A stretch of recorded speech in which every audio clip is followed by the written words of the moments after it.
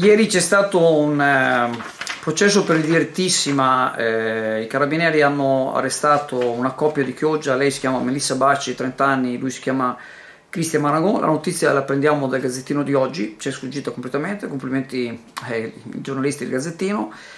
E niente, prima i carabinieri evidentemente stavano già indagando su questa persona, l'hanno trovato con un certo numero di dosi ben nascoste nel giubbetto e poi hanno rintracciato la moglie, questa ragazza di 30 anni, anche lei in casa hanno trovato altra droga, cito sempre il Gazzettino, 28 grammi di cocaina e un panetto di hashish da 50 grammi.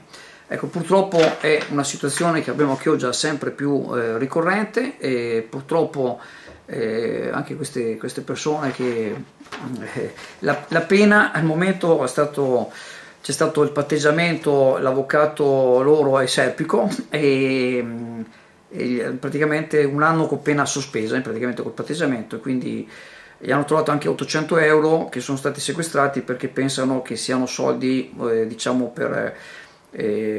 attribuiti per la cessione di droga a soggetti non identificati in pratica.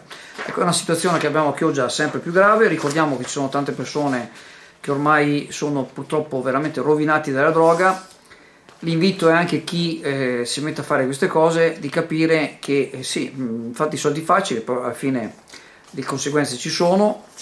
Tra l'altro questa coppia ha un figlio piccolo, tra l'altro, e adesso non è per fare i moralisti, ma invitiamo queste persone che si mettono a fare queste cose a capire che non è solo per fare i soldi facili, ma vuol dire veramente rovinare tante persone. A Chioggia abbiamo ormai centinaia di casi di persone di tutte le età, da giovani a meno giovani, che sono ormai diventati tossicodipendenti e per procurarsi la droga fanno quello che fanno. Dobbiamo ringraziare anche persone come voi che ci sono questi risultati.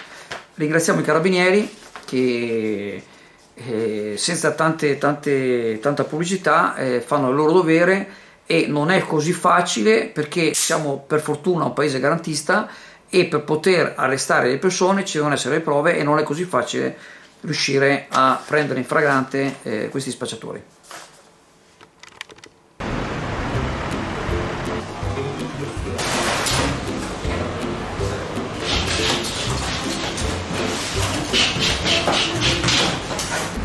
Ciao a tutti, allora Leo è ritornato, è una delle pizze più buone di Chioggia, sono la più buona rispetto agli altri amici pizzaioli che ci sono e niente, ogni tanto un po' di pizza fa bene, si mangia dolcissima,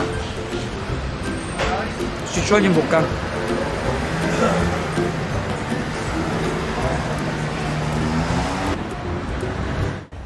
Allora, voi sapete che sul mio profilo personale c'è scritto Andrea Comparato, ultimo di Pirla, in pratica no, se ho scritto sta cosa ho qualche motivo fondato.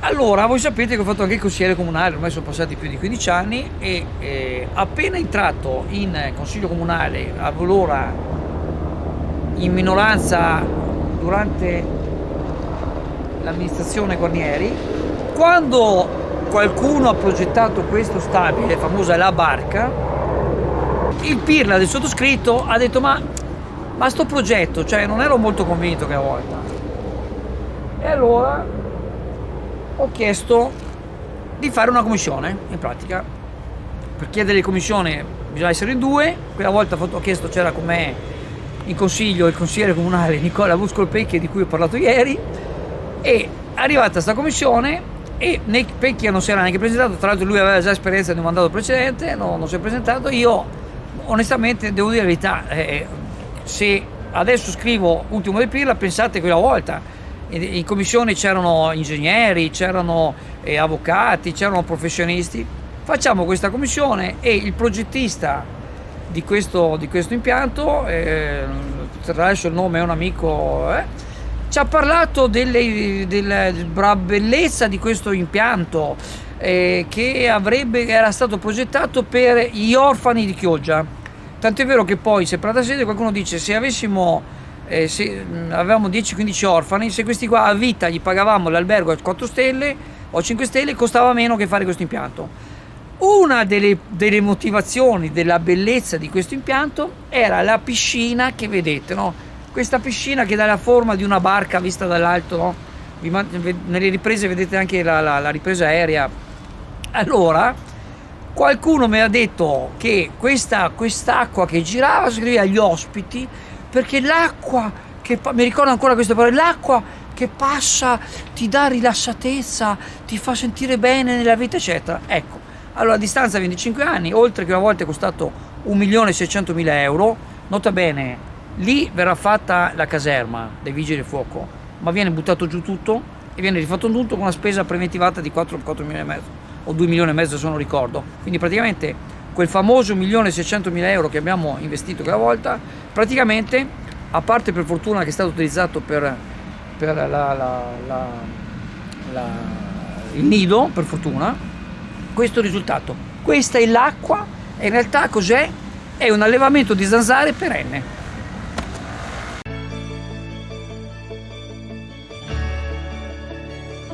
Carne al fuoco, specialità carne, sughi gustosi, tagli ricercati, ricchi panini e i capricci di mare. Dal lunedì al venerdì puoi scegliere anche l'ottimo menù carne al fuoco, diverso ogni giorno. Il tutto servito o take away. Carne al fuoco in Viale Umbria a Sottomarina. Estrema soddisfazione per l'incontro che si è tenuto ieri pomeriggio a Roma al cospetto del Ministro per le Infrastrutture e i Trasporti Matteo Salvini, che ha visto partecipare l'assessore regionale vicepresidente della Regione Veneto Elisa De Berti e una delegazione dei sindaci interessati al percorso e alle problematiche della Romea. Tra di loro il sindaco di Chioggia Mauro Armelao, che ha espresso chiaramente il desiderio di essere presente proprio per i problemi che la Romea crea nel nostro territorio. L'incontro non ha visto la definizione di tracciati o quanto altro, ma la comunicazione ufficiale da parte del Ministro che tale grande opera sarà inserita in un accordo di programma. Sia il primo passo di un lungo percorso che non si concluderà certamente dall'oggi al domani, ma intanto è un primo passo. Il sindaco Armelao ringrazia il ministro Salvini e la vicepresidente De Berti per la considerazione data al problema, soprattutto alla luce delle critiche sollevate che per Chioggia non viene fatto nulla né a livello centrale né a livello regionale. Durante il precedente incontro, che si era tenuto nel tardo autunno, alcuni sindaci, non tutti gli interessati, avevano dato mandato alla De Berti di interloquire col ministro, ciò che è stato fatto ieri.